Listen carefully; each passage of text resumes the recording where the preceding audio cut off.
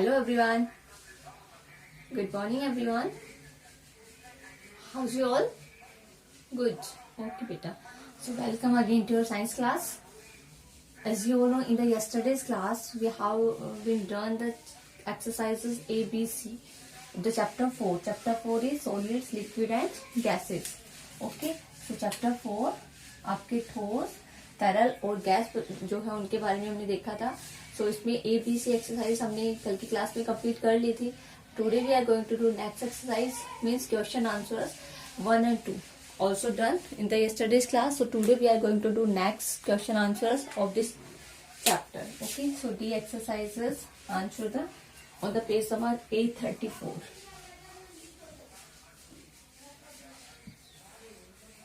Okay, so D is answer the following questions.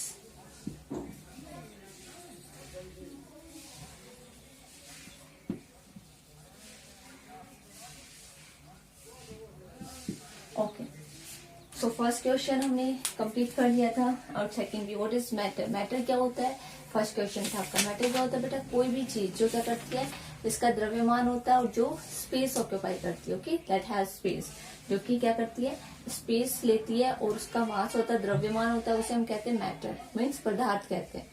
ये हमारा first question था. Second था हमारा write down two differences between liquid and gases. आपको दो डिफरेंस बताने से between liquid and gases, gases और लिक्विड के बीच में आपको दो डिफरेंस बताने. तो हमने फर्स्ट डिफरेंस क्या बताया था?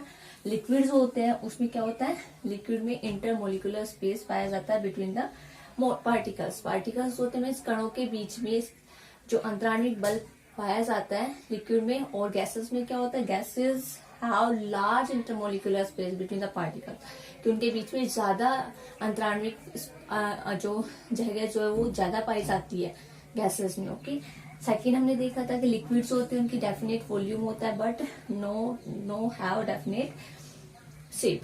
शेप जो होती है उनकी डेफिनेट नहीं होती, मीन्स क्योंकि लिक्विड को हम जैसे भी बर्तन में डालते हैं उसी का शेप ले लेते हैं. बट वॉल्यूम जो होता है उसका मीन्स उसका आयतन जो होता है वो बिल्कुल फिक्स होता है. ओके, ये था हमारा लिक्विड. और सॉलिड का सेकंड जो हमारा डिफरेंस था वो क्या था कि गैसेस होता है उसमें ना तो शेप डेफिनेट होती है ना ही साइज डेफिनेट होता है. ओके, क्योंकि गैसेस क्या होती है उसके बीच में अंतराणविक बल ज्यादा होता है और वो फ्रीली मूव करती रहती है. जहां कहीं भी उनको स्पेस मिलता है वो उसी जगह को ऑक्यूपाई कर लेती है, उसी जगह को ग्रहण कर लेती है. ओके, तो ये था हमारा सेकेंड. अब हम थर्ड क्वेश्चन देखेंगे यार. Question number third. Question number third is बेटा, why are gases which dissolve in water important? Okay, gases क्यों इम्पोर्टेंट है? गैसेस जो कि क्या होती है, डिजोल्व हो जाती है, मीन्स घुल जाती है. विच डिजोल्व इन वाटर, जो पानी में घुलती है ना गैसेस, इम्पोर्टेंट महत्वपूर्ण क्यों होती है वो गैसेस, जो पानी में घुलती है वो गैसेस क्यों इम्पोर्टेंट होती है बेटा? सो अभी हम देखेंगे कि क्या होता है. जो गैसेस होती है which dissolve in water are important. Gases which dissolve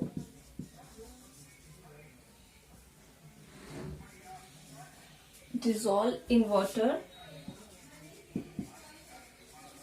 are very important, means बहुत ज्यादा important होती है. क्यों होती है बेटा?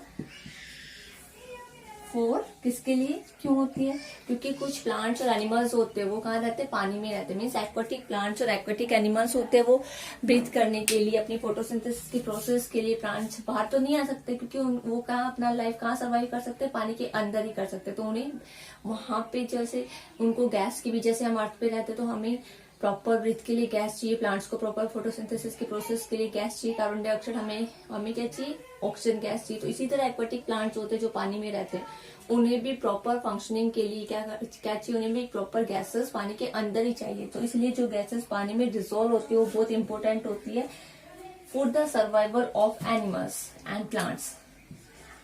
फॉर द सर्वाइवल होता है जीवन निर्वाह करना, मीन्स जिंदा रहने के लिए उनको अपना life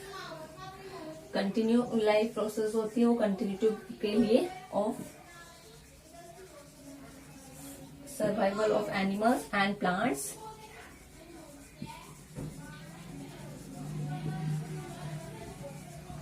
that live in water, जो पानी में रहते हैं ना, प्लांट्स और एनिमल, उनकी सर्वाइवल के लिए जो गैसेस होती है जो पानी में डिसॉल्व होती है वो बहुत इंपॉर्टेंट होती है। ओके, क्यों इंपॉर्टेंट है? For the survival of animals and plants that live in water, जो एनिमल्स और प्लांट जो पानी में रहते हैं, मीन्स एक्वाटिक प्लांट्स और एक्वाटिक एनिमल्स की सर्वाइवल के लिए गैसेस बहुत इंपॉर्टेंट होती है। So it's the answer of question number 3rd। Okay, now come next question.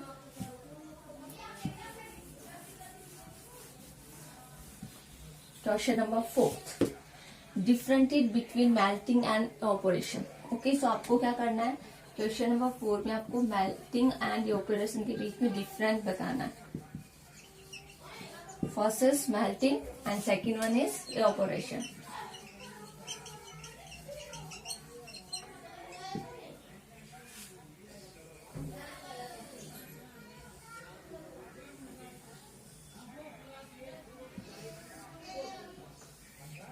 Okay, melting में क्या होता है बेटा, सबसे पहले हम मेल्टिंग के बारे में देखेंगे। मेल्टिंग के प्रोसेस में क्या होता है, firstly the process of changing a solid into a gas form on heating. जब हम क्या करते हैं, गर्म करते हैं, तो मेल्टिंग की डेफिनेशन क्या हो जाएगी,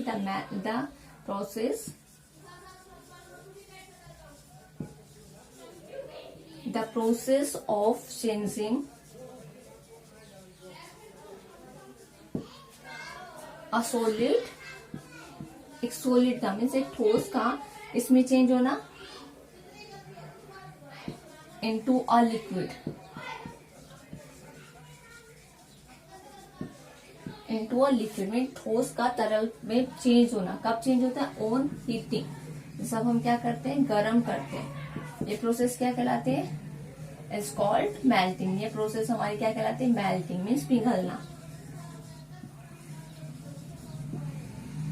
ओके, ये था हमारा फर्स्ट मेल्टिंग की डेफिनेशन। अब हम इवेपोरेशन देखेंगे, दोनों के बीच में डिफरेंस बताना। तो इवेपोरेशन में क्या होता है बेटा, the process of changing liquid into a gas on heating. इसमें भी हीट किया हमने और इसमें भी हीट होता है, बट इसमें क्या होता है, सॉलिड लिक्विड में चेंज होता है, और इवेपोरेशन में क्या होता है, लिक्विड गैस में चेंज होता है। ओके, सो इसकी डेफिनेशन क्या हो जाएगी, the process of changing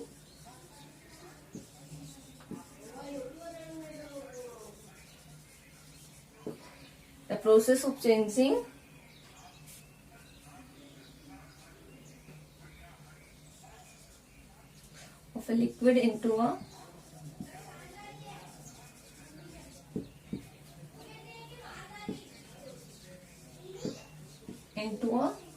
gas. Liquid का किसमें चेंज होना, गैस में चेंज होना। कब, ऑन हीटिंग।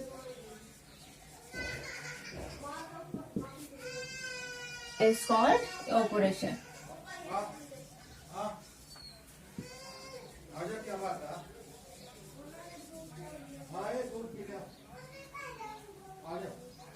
इस प्रोसेस को हम बोलते हैं इवेपोरेशन। ओके, दोनों में हीटिंग हुआ, बट इसमें क्या हुआ, सॉलिड लिक्विड में चेंज हुआ, इसमें लिक्विड गैस में चेंज हुआ। ओके, सो ये हमारा डिफरेंस हो गया। सेकंड हम डिफरेंस बताएंगे मेल्टिंग का एग्जांपल क्या होता है बेटा। मेल्टिंग में हम एग्जांपल वाटर का ले सकते हैं, मीन सॉलिड फॉर्म हो गई आइस। आइस को जब हमने हीट किया तो ice convert into water. Okay, heating, heat किया हमने। ओके, एंड इसमें इसका एग्जांपल क्या होगा बेटा, इवेपोरेशन का। इवेपोरेशन में क्या करेंगे हम, लिक्विड किसमें चेंज होता है, गैस में चेंज होता है। हमने water liquid form, water is the liquid form, और वाटर को जब हम हीट करेंगे, ओके, सो ये किसमें चेंज होगी, वाटर वेपर में, गैस फॉर्म में चेंज हो जाएगी। ओके, ये क्या हो गया, 2 डिफरेंस हो गए दोनों के बीच में। Okay, so it's the answer of question number 4th, differentiate between melting and evaporation. Okay, after 4th, now next number, question number 5th. I hope you understood the melting and evaporation both. Okay, now next question number 5th is, question number 5th आपका explain the molecular arrangement in solid, liquid and gases. आपको solid, liquid और gases में क्या होता है, molecules का arrangement जो है वो आपको समझाना है, एक्सप्लेन करना है। ओके, सो हमें कौन सा फीचर समझाना है बेटा, इसका कौन सा गुण समझाना है, मॉलिक्यूल्स अरेंजमेंट। ओके, किस किस के बीच में समझाना? Solids, liquids and gases, liquids and gases. Okay, तो हमें इस तरह से अभी हमें इसमें भी एक टेबल बनानी पड़ेगी।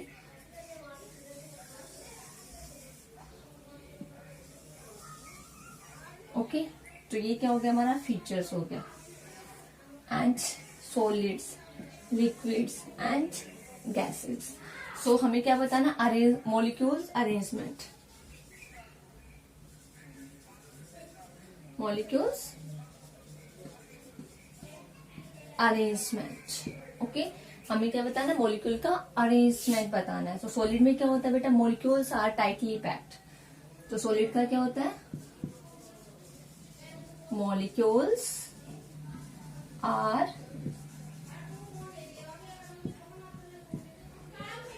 Tightly packed. इसमें क्या होता है? टाइटली पैक्ड होते हैं। ओके, एंड लिक्विड में क्या होता है? Molecules are not as tight packed as an solid. Solid के जितने टाइट पैक नहीं होते, मीन्स लिटिल बिट लूज होते हैं। Molecules are not as tight, not as tightly packed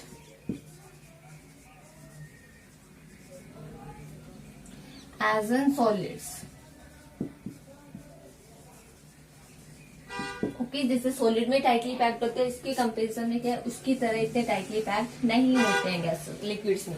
अब गैसेस में क्या होगा? मॉलिक्यूल्स आर, इसमें तो काफी स्पेस होता है। सो क्या होगा इसका? Molecules are far apart with large, molecules are far apart with, means दूर दूर रहते हैं एक दूसरे, किसके साथ? with large intermolecular space।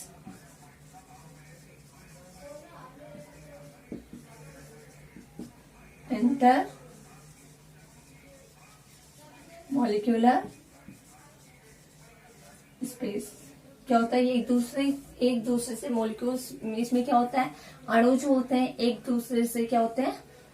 दूर दूर होते हैं। एक लार्ज इंटरमोलिक्यूलर स्पेस में, एक बहुत ज्यादा इंटरमोलिक्यूलर स्पेस के साथ ये एक दूसरे से बहुत दूर दूर रहते हैं। ओके, सो सॉलिड्स में टाइटली पैक्ड होते हैं, लिक्विड्स में इतने टाइट पैक नहीं होते एज टू सॉलिड। सॉलिड के जितने टाइट पैक नहीं होते, में लिटिल बिट लूज होते हैं। और गैसेस में क्या होते हैं? मॉलिक्यूल्स बहुत दूर दूर होते हैं एक लार्ज इंटरमोलिक्यूलर स्पेस के साथ। ओके, सो ये क्या हो गया? हमारा डिफरेंस हो गया। एक्सप्लेन किया हमने मॉलिक्यूल्स का अरेंजमेंट, किस तरह से होता है मॉलिक्यूल्स का arrangement. Okay, after fifth, now next question 6।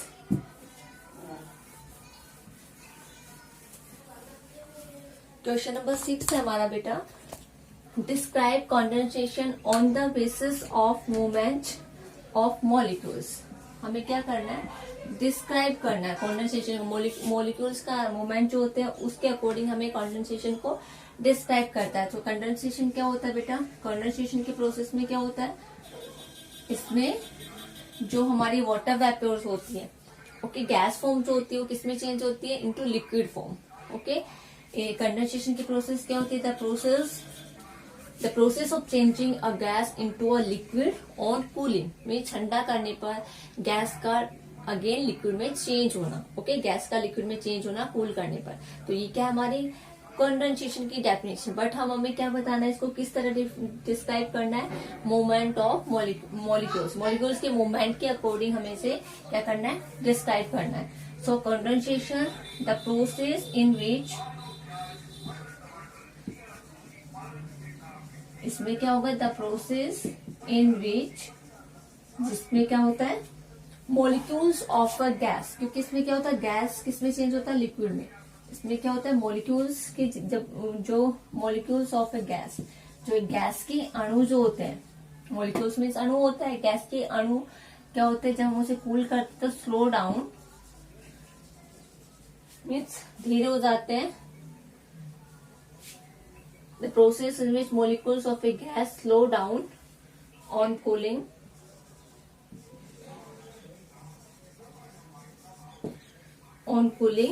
Okay, और क्या करते हैं? कम टुगेदर साथ साथ हो जाते हैं, मीन्स पास पास आ जाते हैं, स्लो डाउन होते हैं speed, and form a liquid, और क्या बनाते हैं, and form a liquid, okay, और लिक्विड फॉर्म बनाते हैं। सो कंडेंसेशन के मॉलिक्यूल्स के अरेंजमेंट के अकॉर्डिंग क्या होगा, जब जैसे ही हम क्या करते हैं, द प्रोसेस इन विच, वह प्रक्रिया जिसमें क्या होते हैं, मॉलिक्यूल्स जो होते हैं गैस के, वो क्या होते हैं, ठंडा करने पर स्लो डाउन होते हैं, मीन्स वो उनकी स्पीड कम हो जाती है, धीरे हो जाती है, एंड कम टुगेदर, और पास पास आते हैं, और कौन सा फॉर्म बना लेते हैं, पास आकर के फॉर्म है लिक्विड फॉर्म, क्योंकि गैस के जो मॉलिक्यूल्स का अरेंजमेंट होता है वो कितना होता है, वो दूर दूर होते हैं ना, एक लार्ज इंटरमोलिकुलर स्पेस के साथ दूर दूर होते हैं, बट लिक्विड में क्या होता है, लिक्विड में थोड़ा लाइट ओनली क्या होता है, इसमें थोड़ा सा लूजली पैक्ड होता है। सो ये क्या होता है, जैसे पास आएंगे तो क्या बनाते हैं, लिक्विड फॉर्म बनाते हैं। Okay, so question 6, after question 6 7 question बेटा, now come question number 7। Question number 7 है बेटा, what are physical and chemical change. Physical और केमिकल चेंज क्या होता है। तो फिजिकल चेंज क्या होता है, सबसे पहले हम फिजिकल चेंज के बारे में देखेंगे। Physical change, okay, physical change में क्या होता है, फिजिकल चेंज क्या होता है, एक टेम्परेरी चेंज होता है, दैट कैन बी रिवर्सेबल, जो कि क्या होता है, रिवर्सेबल होता है, मीन्स हम दोबारा से उसे उसकी पुरानी वाली पोजीशन में ले जा सकते हैं। तो उसकी डेफिनेशन क्या होगी, फिजिकल चेंज की डेफिनेशन क्या हो जाएगी बेटा, physical change a temporary change that can be reverse, a temporary change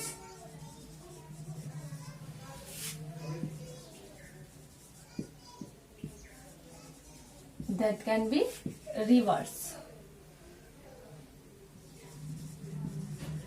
क्या होती है, वो रिवर्स हो सकती है, मीन्स अपनी पुरानी वाली पोजीशन में आ सकती है, इज कॉल्ड अ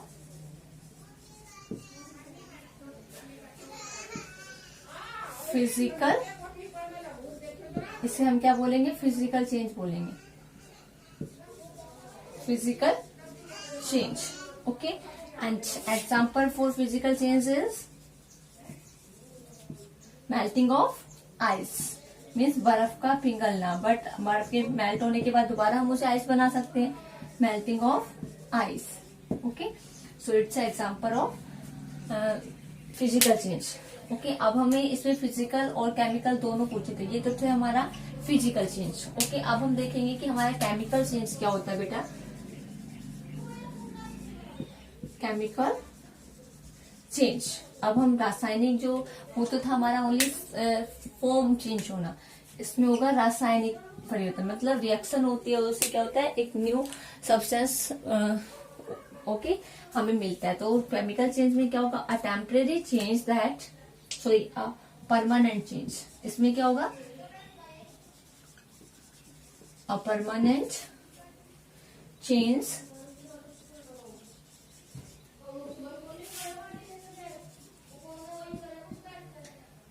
that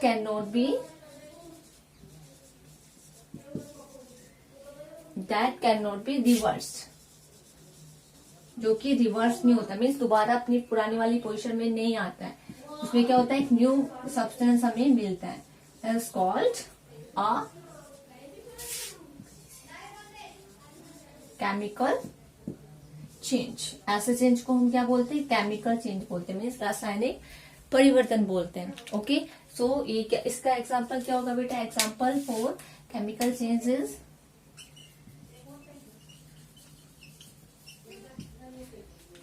क्या होगा, बर्निंग ऑफ पेपर,